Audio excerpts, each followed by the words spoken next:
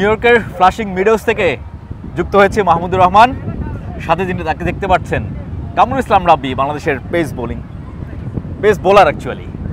তিনি কেন এখানে, তার সাথে কথা বলবো।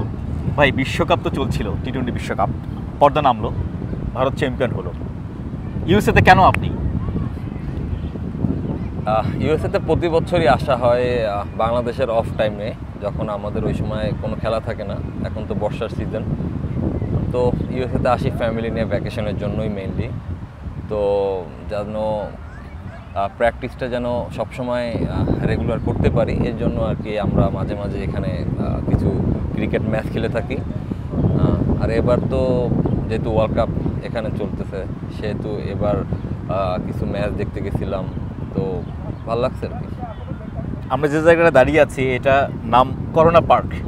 সে আমাদের কোভিডের, আমরা বাংলাদেশে করোনা বলে থাকি বা করোনা বলেছি, সেই করোনার পর থেকে একটা রোল উঠেছে। কামরুল ইসলাম রাব্বি সহ আরও কয়েকজন ক্রিকেটার আমেরিকায় পাড়ি জমাচ্ছেন। আমেরিকায় হয়তো ক্রিকেট খেলবেন, লালন করেন কি? না, ওই রকমের চিন্তা ভাবনা নাই, যেটা সত্য কথা। বাংলাদেশের হয়ে আরও অনেক দিন খেলতে চাই, জাস্ট অফ টাইমগুলোতে এখানে আসি। আর আমেরিকার হয়ে খেলবো এরকমের কোনো চিন্তা ভাবনা আমার নাই। বাংলাদেশে এখন বিপিএল আছে, প্রিমিয়ার লিগ, এনসিএল, বিসিএল, এগুলো আল্লাহর রহমতে খেলতেছি, পারফর্ম ভালো হচ্ছে। তো আমি আরও বেশ কিছুদিন খেলতে চাই বাংলাদেশের হয়ে, আর যদি অবসরে আসি বাংলাদেশের হয়ে আসবো। আপনি বলছিলেন যে ভ্যাকেশন কাটাচ্ছেন, কিছু ম্যাচ খেলছেন, ওয়ার্ল্ড কাপ যেহেতু এখানে হয়েছে, বাংলাদেশের ম্যাচও দেখেছেন এখানে। একটু আগে বলছিলেন সুপার গ্রুপ পর্বে যে ম্যাচ এখানে হয়েছিল, যেটা দেখেছিলেন, সেটা নিশ্চয়ই ভালো লেগেছে, কারণ বাংলাদেশ দল ফাইট করেছে, ভালো ক্রিকেটটা খেলেছে। সুপার 8-এর ম্যাচ 3টাও নিশ্চয়ই দেখেছেন। সেমিফাইনালের একটা ইকুয়েশন ছিল, মেলাতে পারিনি, কোথায় দুর্বলতা ছিল?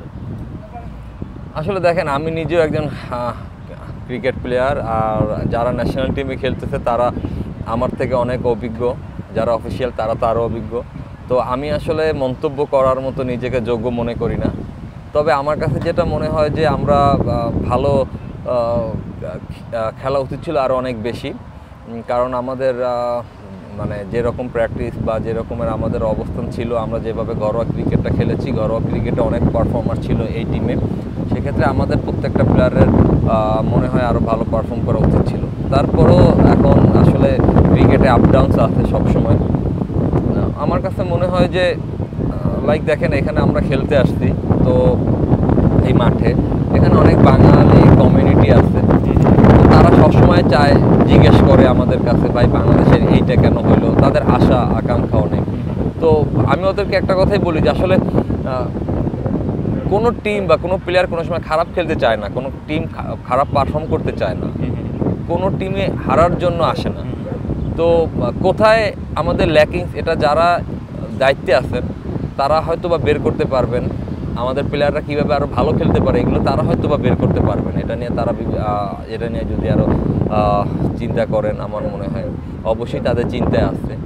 তো আমার কাছে মনে হয় আসলে আমরা আশা করি, তবে আমাদের অ্যাজ এ ক্রিকেট শুরু করার পর থেকে আমাদের এখন লেভেলটা আরও অনেক উপরে থাকা উচিত। এটা ল্যাকিংসটা আসলে আমাদের প্লেয়ারদের নাকি আমাদের স্ট্রাকচার, এটা আসলে আমি সঠিক জানি না, কারণ আমরা তো আসলে প্র্যাকটিস করি, মাঠে প্র্যাকটিস করি, টুর্নামেন্ট খেলতেছি, সব কিছুতে, কিন্তু কেন আসল জায়গাতে আমরা পারফর্ম করতে পারতেছি না, এগুলো নিয়ে আমার কাছে মনে হয় যে একটা সমন্বয় হয়ে প্লেয়ার এবং অফিসিয়ালরা বসে আলোচনা করলে খুব ভালো দিক নির্দেশনা চলে আসবে। এটা মানে খুব জরুরি এই মুহূর্তে, যে আসলে সেই আলোচনার জায়গাগুলো, যা কিছুই বলি না কেন, মাঠের খেলাটাই তো আসলে আপনাদের ক্রিকেটারদেরই খেলতে হয়। ক্রিকেটাররা পারফরমেন্স করে পিছন দিক থেকে বিভিন্ন ধরনের কাজ করে এসে তারপর পারফর্ম করতে হয়।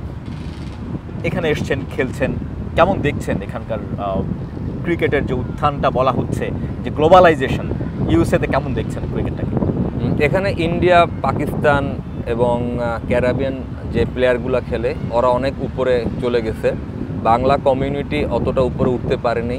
এর কারণ আপনি তো জানেন, এরা সপ্তাহে 5 দিন হচ্ছে গিয়ে জব করে, আর 2 দিন শুধু এখানে খেলাধুলা করে। তো সেখানে প্র্যাকটিস ফ্যাসিলিটিও ওরা ওই রকম করে না। তো আমাদের সাথে ওরা আলোচনা করছে, এবং আমি এখানে কিছু এখানের যে কমিশনার, ডেপুটি কমিশনার এবং আপনার এখানে মেয়রের কিছু অফিসারদের সাথে আমি মিটিং করেছি, কথা বলেছি।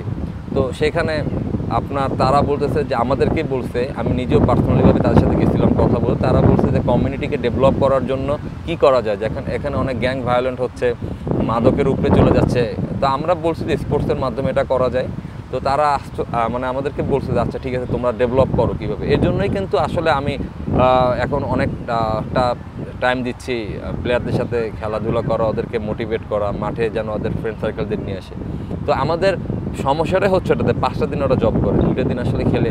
প্রফেশনালভাবে খেলার জন্য তো আসলে ওই রকমের এখন স্ট্রাকচার তৈরি হয় নাই। তো সেই স্ট্রাকচারটা তৈরি করার জন্য চেষ্টাটা আসলে আমরা শুধু দেশের জন্য হয়ে করার ট্রাই করতেছি, যেহেতু আমরা বাংলাদেশে খেলেছি, এখানে আমাদের বাংলাদেশি ভাইরে আছেন, ওরা খেলতেছেন, ওদেরকে কীভাবে মোটিভেট করা যায় এটার জন্য ট্রাই করতেছি। বাট এখন অনেক বাংলা টুর্নামেন্ট হচ্ছে মিশিগানে, নিউ ইয়র্কে, বাফেলো, নিউ জার্সি, শিকাগো, সব জায়গাতে হচ্ছে, কিন্তু স্ট্রাকচারটা এখনও ওই রকমের তৈরি হয় নাই। তো এটার জন্য এখানে একাডেমি দরকার, এখানে আপনার হচ্ছে ইনডোর দরকার। তো আমরা কথা বলছি অলরেডি মেয়র অফিসের সাথে। তো তারা বলছে যে আমাদেরকে কিছু পার্ক এবং কিছু ফিল্ড দিবে, যেখানে কিনা আমরা আপনার ইনডোর ফ্যাসিলিটি বা প্লেয়ারদেরকে গ্যাদার করে কিভাবে এসব মাদক এবং প্রপার ক্রিকেট উইকেট যেটা এগুলো করবে, মানে এটা বাংলা কমিউনিটির জন্য, এটা আমি বলতেছি না হোল ইউএসএতে বাংলা কমিউনিটিকে কীভাবে ডেভেলপ করা যায় এটাই।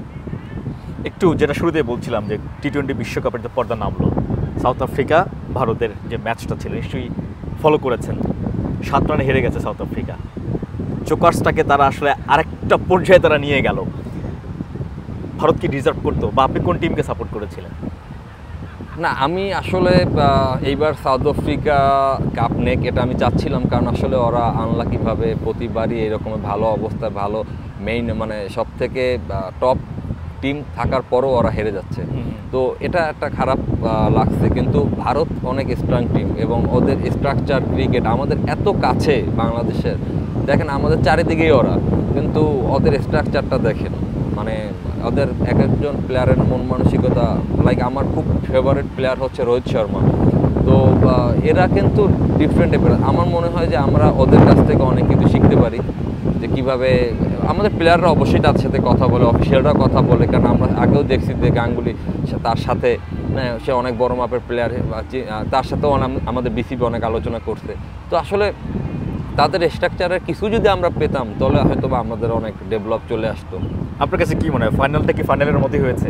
হ্যাঁ, ফাইনালটা আসলে ফাইনালের মতোই হয়েছে, বাট সাউথ আফ্রিকা এটা ডিজার্ভ করতো। এটা সাউথ আফ্রিকা মানে 30 বলে 30 রান, এরপরে এই ম্যাচ হেরে যাবে, এটা মানে 30 বলে যখন 30 রান হয় তখন আমি ফিল্ডে নামি, ম্যাচ স্টার্ট হয়, তা আমি চিন্তা করছি, কিন্তু পরে যখন শুনলাম যে হেরে গেছে আসলে অবাক করার মতো। বাট এটাই কোয়ালিটি, এদের বুমরা, হার্দিক পান্ডিয়া, এরা যে এই টাইমগুলোতে বোলিং করে, কারণ এরা এরকমের ম্যাচ বহুত খেলেছে আইপিএলে, যেখানে ওরা জানে আমার এই সময় কি করতে হবে। আসলে এইরকম ম্যাচগুলো আমাদের আরও বেশি বেশি করে খেলতে হবে, আমাদের বিপিএলের আরও ব্যাপকতা বাড়াতে হবে, টপ লেভেলের প্লেয়াররা আসবে, এইরকম ম্যাচে আমাদের বলাররা বোলিং, আমাদের বলাররা কিন্তু খুব ভালো করছে, কিন্তু মানে আরও জানে ভালো করতে, শেষ তো নাই ভালো। হ্যাঁ, এখন যারা খেলতেছে এরা খুব ভালো পারফর্ম করতেছে মাশাআল্লাহ।